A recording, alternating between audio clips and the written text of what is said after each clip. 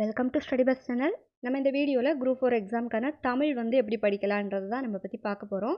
அதாவது குரூப் 4 எக்ஸாமில் old question paper 2014 அதில் கேட்கப்பட்ட கேள்விகள் தான் நம்ம பார்த்துட்ருக்கோம் தமிழுக்கு. ஆல்ரெடி நேற்றைய வீடியோவில் ஒரு 50 வினாக்கள் அதனுடைய விடை நம்ம பார்த்துருந்தோம். இன்றைக்கி அதோட கண்டினியூ வீடியோ பார்ட் 3 நம்ம பார்க்கலாம். 51வது கொஸ்டின்லேருந்து பார்க்கலாம். உண்மைநெறி விளக்கம் என்ற நூலை எழுதியவர் உமாபதி சிவாச்சாரியார். அடுத்த கொஸ்டின், முதலில் தமிழ் புத்தகங்களை அச்சிட்டு வெளியிட்டவர் சீகன்பால் ஐயர். ஆறுமுக நாவலருக்கு நாவலர் பட்டம் வழங்கியவர் யார்? சுப்பிரமணிய தேசிகர்.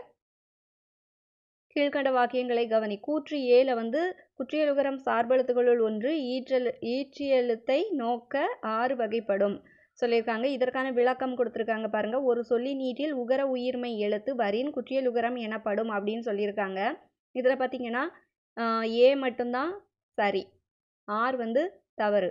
இந்த ஏக்கு ஆர் சரியான விளக்கம் இல்லை அப்படின்னு சொல்லப்பட்டிருக்கு. கொஸ்டின் நல்லா ரீட் பண்ணிக்கோங்க. அடுத்த கொஸ்டின் பார்க்கலாம்.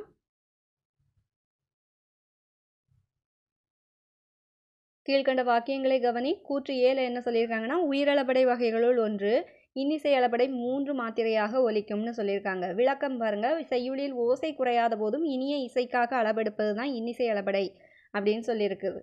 இப்போ இந்த ரெண்டுமே சரியானது. அதான் அதனுடைய ஆன்சர். ஏ மற்றும் ஆர் இரண்டுமே சரி. மேலும் ஏக்கு ஆர் சரியான விளக்கம் அப்படின்னு சொல்லியிருக்காங்க. அடுத்தது பாருங்க, 56வது கொஸ்டின். கீழ்கண்ட வாக்கியங்களை கவனி. கூற்று ஏ பாருங்க. கருப்பொருள்களுள் ஒன்று பறையாகும். இதற்கான விளக்கம், குறிஞ்சி நிலத்தின் கருப்பொருள்களுள் ஒன்றாக தொண்டக பறையையும் முல்லை நிலத்தின் கருப்பொருள்களுள் ஒன்றாக மணமுலா பறையையும் குறிப்பிடுகிறது அகப்பொருள்னு சொல்லியிருக்காங்க.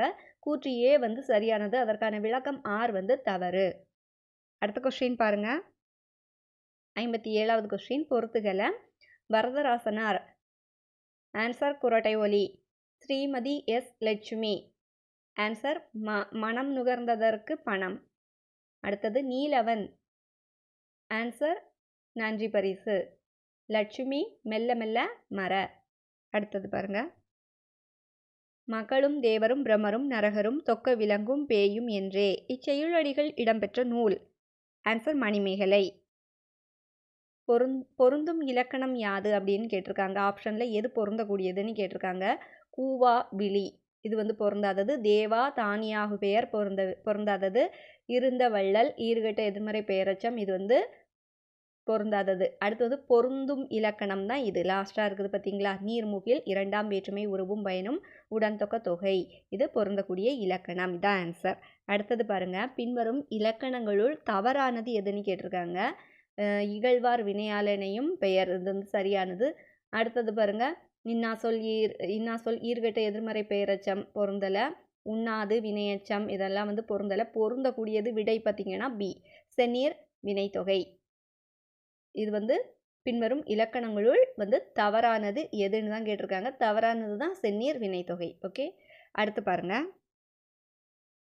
கூவா முன்னம் இளையோன் குறுகி நீ ஆவான் யார் என அன்பின் இறைஞ்சினான். இச்செயுளடிகளில் இறைஞ்சினான் யார்?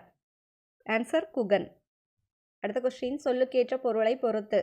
அதாவது அம்பி அப்படின்னா ஆன்சர் பாருங்க. ஆன்சர் படகு.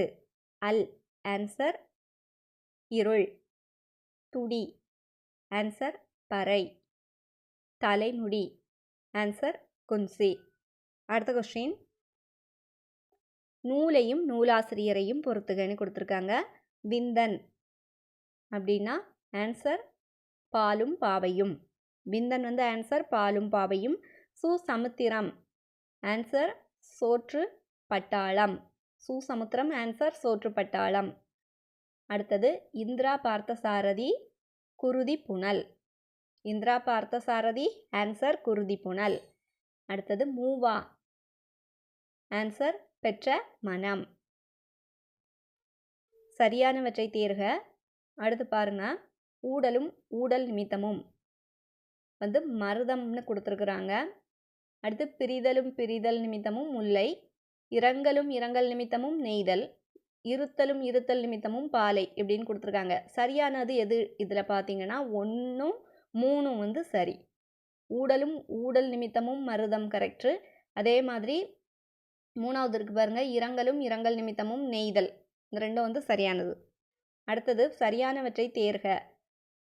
முருகன் குறிஞ்சி கொடுத்துருக்காங்க, இந்திரன் மருதம், துர்க்கை நெய்தல், திருமால் பாலை.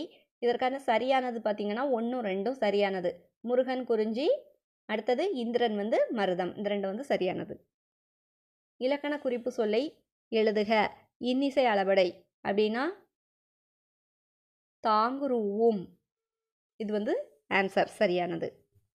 அடுத்தது பாருங்க, பின்வரும் இணைகளில் பொருந்தாத இணையை தேர்ந்தெடுத்து எழுது. இதில் ஆப்ஷனில் வந்து கொடுத்துருக்குறாங்க. அதில் வந்து பொருந்தாமல் இருக்கிறதுன்னு பார்த்தீங்கன்னா குயில் பாட்டு வந்து பாரதிதாசன் கொடுத்துருக்காங்க, இதுதான் பொருந்தாதது.